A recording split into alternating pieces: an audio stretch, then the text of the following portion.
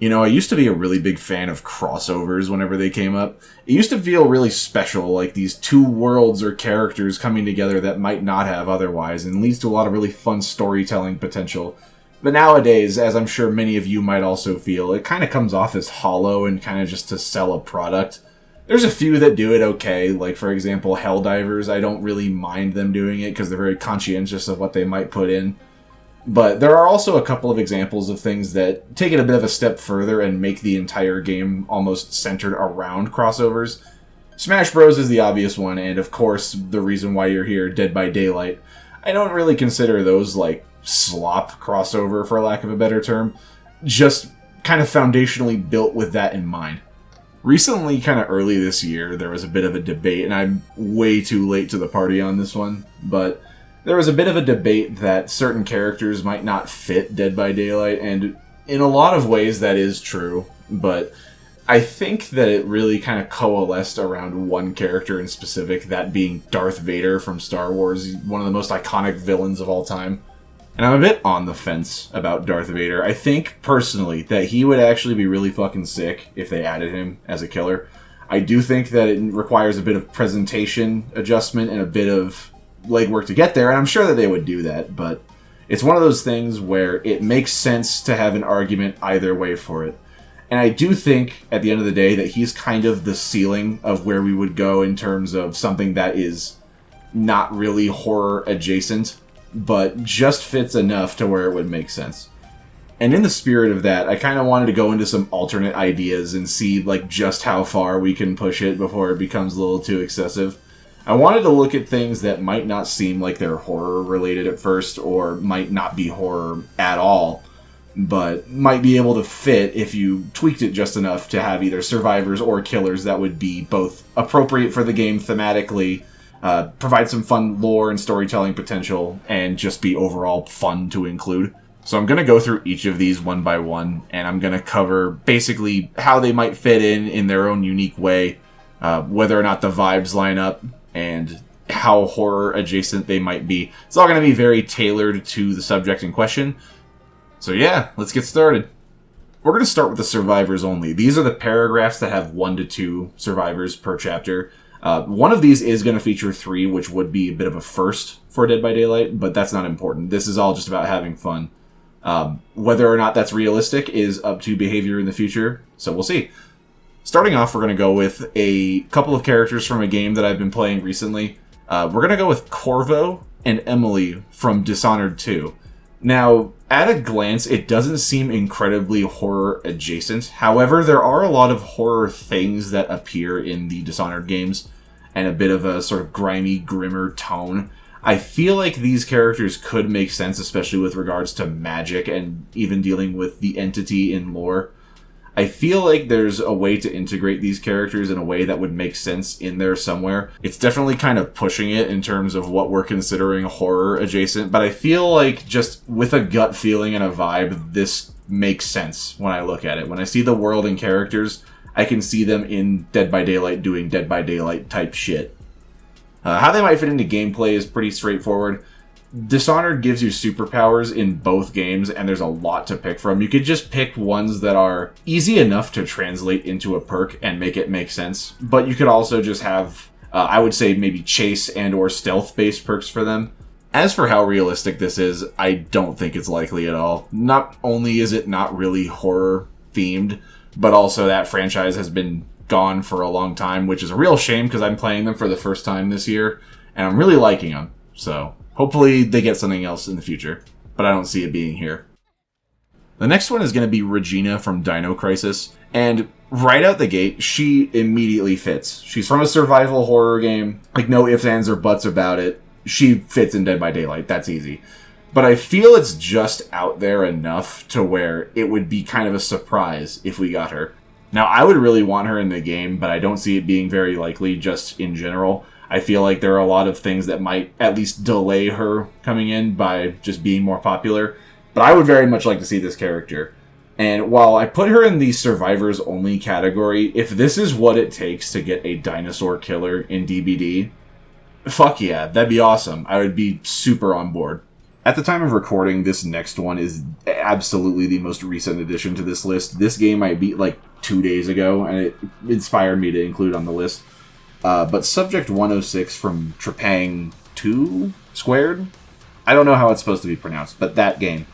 Now that game, just from a glance, it is very high-octane shooter type shit, but it has a lot of sections that I would describe as just being plucked straight from Resident Evil. And there are a lot of sections that do feature like sort of horror pursuer segments that you'd see in modern survival horror games. But I don't think it's horror explicitly through and through, or at least not intentionally. It's definitely more action skewed. And Subject 106 as a survivor makes zero fucking sense given what he's able to do. But the way I see it, Alucard is here. And from there, cat's out of the bag. Kind of just do whatever the fuck you want in terms of power scaling. But if that doesn't work, if the survivor side just doesn't make sense, you could totally have Subject 107 or the Patriarch as a killer. Hell, the second one even has a "the" name. It kind of be perfect, but I don't think it's horror adjacent enough to be heavily considered, and it's more of an out there title, relatively. But shit, if they got the Patriarch as a killer, that'd be kind of awesome, just hearing Gianni Matragrano yelling at you through the match. I'd actually like that quite a bit now that I'm thinking about it. So the last one of our survivor-only section, and you already know what it is because I spoiled it in the thumbnail, but I feel like the characters from K-pop Demon Hunters would actually be pretty fantastic survivors, and honestly, it's kind of what inspired me to make this video in the first place. Like, I was recommended the movie by some friends, and eventually we sat down to watch it, and pretty early on I was saying that these three would make some pretty cool survivors. You could definitely have a lot of fun with them. And if you really wanted to make the license feel at home, you could have them have some unique dialogue or voice lines with Yunjin and Trickster. I feel like that would really tie it all together and make everything feel at home, and it would actually integrate them pretty seamlessly into the game. As for perks, there are 3 survivors in this, so you could have a lot of variety, and I imagine it'd be kind of a nightmare to balance, and let alone like have launch smoothly. But there's definitely a lot you could do with each of them, and these 3 characters would operate so uniquely from each other that it could definitely be a lot of fun in pretty much all aspects, from the lore to the gameplay to the presentation. I feel like this one would be a pretty slam dunk chapter if they were to include it. So yeah, it's pretty fun to talk about just survivors by themselves, but a lot of the thing that draws people into this game and what many consider to be the main attraction every time there's a release is the killers. So I have a bunch here that I've listed. There was far more to choose from, and some of them are actually solo killers without a survivor, but most of them have at least one. So we'll get started with one that I have been wanting to talk about for a while. So these next few are kind of all in the same category, and I think, based on my understanding, Tokyo Ghoul was the first full anime crossover that the game has had. I know there's been like Attack on Titan cosmetics and some other stuff here and there, but that was the first fully fledged one.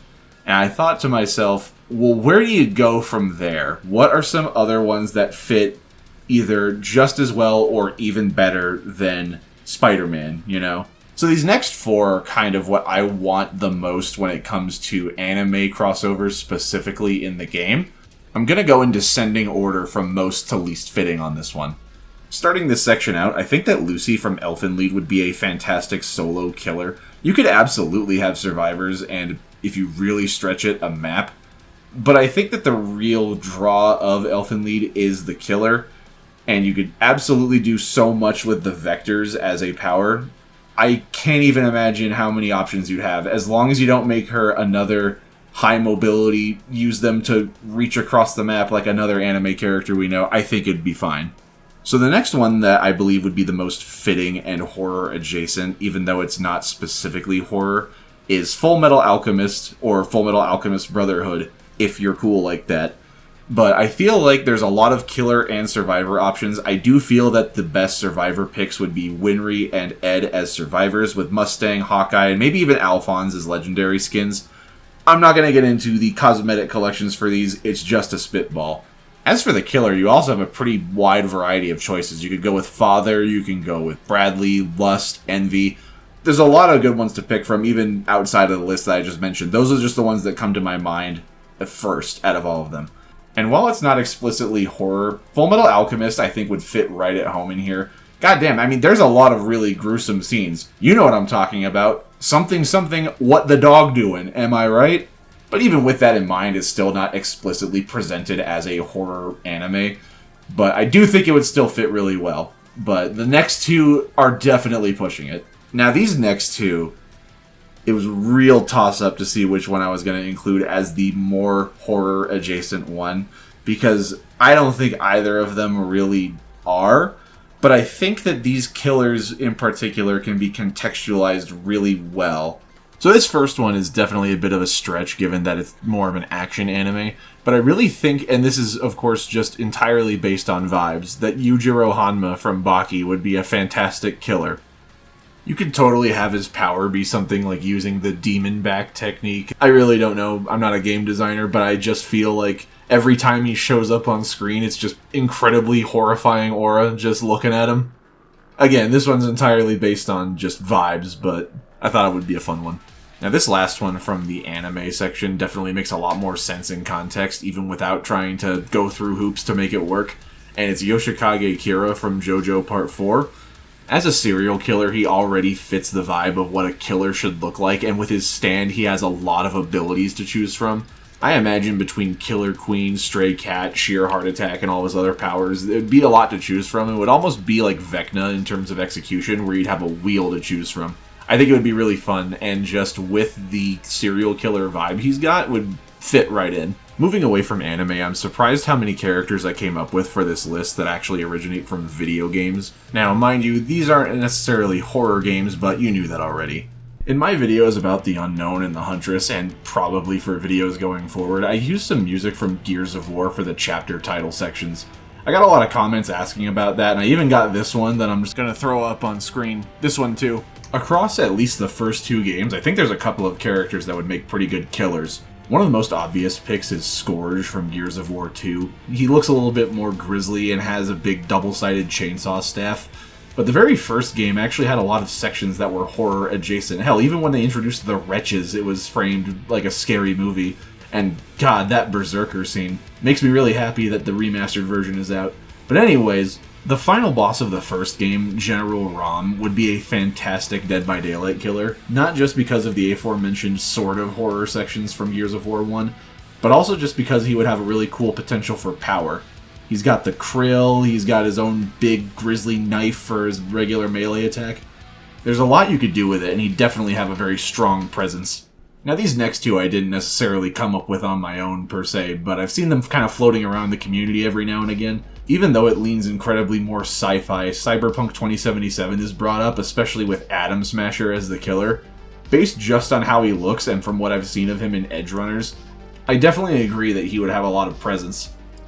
I haven't gotten to him in Cyberpunk 2077 yet, I'm playing through it for the very first time this year, but maybe I'll see the vision after I encounter him. In a very similar vein to Atom Smasher, I haven't seen him float around too much, but I have seen his franchise kind of pop up every now and again.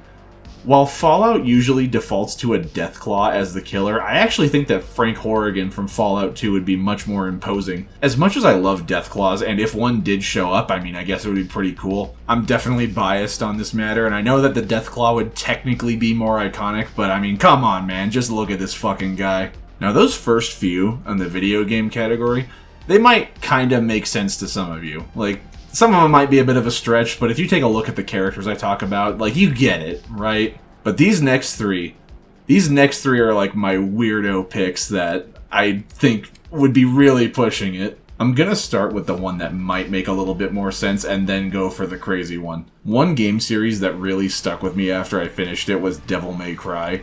Now, that game is just high-octane action, and Dead by Daylight is a little bit slower and less cinematic. But goddamn, Virgil would be such a cool killer to see in this game. There's a few powers that you could probably pull from, but I think that incorporating the Judgment Cut somewhere in there would just be so visually amazing. And as much as I'd like to see Dante or Nero as survivors, I feel like even though Alucard is here and kind of throws this argument out the window, I feel like they're a little bit too strong to be here. I would totally see something like Lady or Trish as survivors, though. Last up for the video game section here, and this is by far the wildest one, and I kind of hinted at him earlier in the video, but I think that out of every fighting game franchise, that Tekken kind of holds the crown for me. I used to be a big Mortal Kombat guy, but ever since I was introduced to Tekken 8, I haven't looked back. I was really genuinely considering to put Heihachi here at first, but I think that Kazuya actually fits a little bit better. With the Devil Gene powers, there's a lot more you can do with it, and if you really wanted to, you could have Jin Kazama as the legendary skin. Even though Shang Tsung from Mortal Kombat might fit better as a killer if we're talking about fighting game characters, I like Tekken more, and it's my video, so it's the one I want to talk about. But yeah, if you want to take anything away from this section, Shang Tsung would probably be a better idea, but I'm more of a Tekken guy, so I couldn't help but mention it. Now, comic books are one of my favorite mediums of all time, and I really would like to see some sort of representation.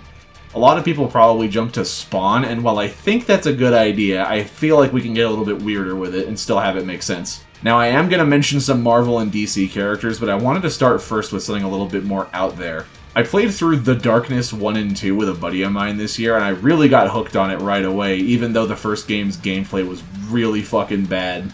I fell in love with the actual concept, though, and I ended up reading the comics. And while the comics are really good, and I definitely think you can pull from that, I love the way the darkness is presented in the first two video games as these sort of fucked up arms with faces on the end of them. There's also a few unique superpowers you can pull from for the abilities and have a black hole as the Mori. Although if they went with the version from the comics, it's not too much of a far cry from that. Based on the lore, I also feel like the darkness and the entity would have a very fun interaction that you could play around with. And you could even have Jenny as the survivor to really fuck with Jackie in the lore. There's plenty of creative ways you can go about implementing him, and since there hasn't really been anything related to the darkness, especially in the video game industry, this would be a good way to bring that character back. Now on to the big two. Obviously Marvel and DC are the top dogs when it comes to the comic book industry, and there's a lot of very obvious choices when it comes to which of those characters would fit in a horror game setting. Starting with Marvel, I do feel like there's a very perfect option in Carnage. You could even call him the Symbiote or something like that, with Peter Parker, J. Jonah Jameson, and or Gwen Stacy as the survivors.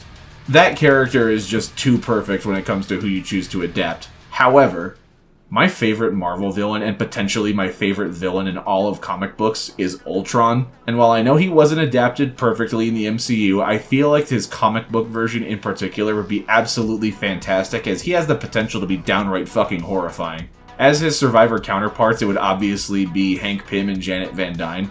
This combination of characters would lead to a very unique profile for this one aesthetically, and while I like the singularity, I do really want a pure robot killer at some point. And while I prefer an original one, I would absolutely be fine with someone like him joining the roster. For the DC side, it's kind of similar in that there's an obvious choice. Pulling from Batman's mythos is absolutely the way to go, especially because that character is inextricably linked to the horror genre. And having Batman as the survivor and Scarecrow as the killer is the most common combination I see. And, I mean, shit, if they added Batman as a survivor, I don't think I'd ever swap off of him. But again, as a comic book nerd, I do feel it's my duty to go with something a little bit more out there. One character I'm incredibly fond of is Swamp Thing. Those comics actually started out as horror and eventually sort of got melded into the superhero world. And from what I remember, they're actually making a Swamp Thing horror movie set in the new DCU. So it seems like that character is almost going back to his roots in that regard. While I really do like Swamp Thing in particular, I don't think he would be the killer for this one. I won't go too deep into lore, otherwise we'd be here forever, but I actually wouldn't include Swamp Thing in this chapter at all, unless you have his human form, Alec Holland. I would actually choose Abigail and Anton Arcane as the survivor and killer, respectively. To give you a brief overview of Anton Arcane, he's kind of a mad scientist-sorcerer combination that's obsessed with immortality and experimentation on the dead.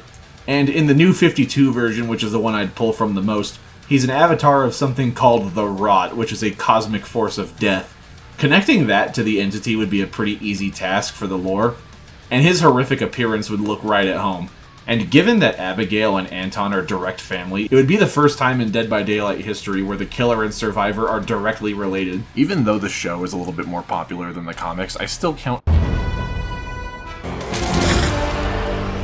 as being part of this discussion. And while The Boys is usually kind of adjacent to Invincible, and I like the first few seasons of that show, it fell off really hard around the end of the third, beginning of the fourth. It just became as needlessly edgy as the comic it's based on. So Invincible definitely takes priority for me here. There's a wealth of characters to choose from, and while Omni-Man might be the most popular choice, with maybe even Battle Beast as a good option, I feel that Conquest probably fits the best here. While he's technically loyal to his faction, it's more or less just a vehicle for him to cause destruction. He loves nothing more than to fight, and whenever he conquers a planet, he wants there to be resistance.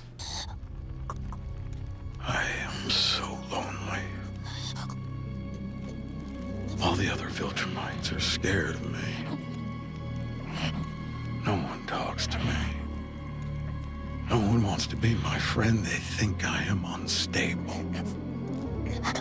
They send me from planet to planet committing atrocities in their name. And as I get better at it, they fear me more and more. I am a victim of my own success. Conquest. I don't even get a real name. Only a purpose. Now, as much as the first few in the comic section here have made kind of sense, this last one is probably my most crackpot one out of all of these, and probably even wilder than Darth Vader, if we're being honest. Now, this last one operates entirely off of vibes, because I cannot even think of a justification of how it would make sense as being like a spooky sort of deal. But I think that the Shredder from Teenage Mutant Ninja Turtles would at the very least be cool. I think to make him really work, you'd have to kind of make his aesthetic similar to that of the Oni, but at that rate, like, we already have the Oni. So, like, this one is the probably flimsiest of the bunch, but again, it's just something I wanted to mention because I thought it might be cool in some capacity, in some stretch of the imagination. The obvious choices for survivors would be April O'Neil and Casey Jones, but again, this is probably the weakest of the bunch to justify, and it kind of reinforces the anti-Darth Vader arguments, but I kind of want to examine that one more time before I let you go here. Dead by Daylight does thrive on crossovers, and while I do like them when I see them, I'll always infinitely be more interested in new original characters. I know I said that at the end of the video about The Unknown, but I'll never not reiterate it. While it's fun to think of some characters like Darth Vader or the ones that I just mentioned as potential candidates for this game, the big plot twist here is that, in truth, I don't know if I'd actually really want any of these. Would I be fine with them? Absolutely. Especially shit like the K-pop Demon Hunters survivors or fucking Yujiro Hanma as a killer. Are you kidding me?